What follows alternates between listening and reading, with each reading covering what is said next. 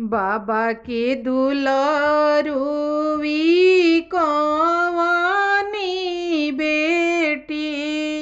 बाबा के दुलारुवी कवानी बेटी।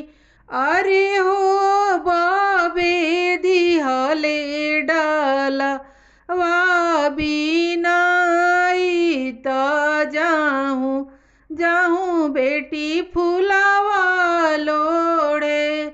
फूलावा लोढ़ाता बेटी धूपी गईली।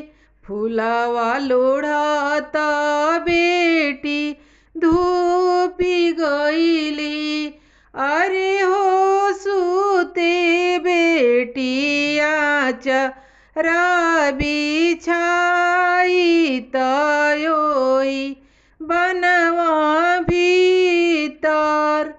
घोड़ा चढ़िया वेले कवाना दुल्हा। घोड़ा चढ़िया वेले कवाना दुल्हा। अरे हो ऊपर भइले रोड़ी या से मारे त उठू उठू मलहोरिनी बिटिया। मालिनी हो खैरौरे माई बहिनिया। मालिनी हो खैरौरे माई बहिनिया। अरे हो हमहू कवन राय के बेटी ता फुलवा लोढ़े चली आईनी। जाहूँ तू हाऊ कवन राय के बेटी।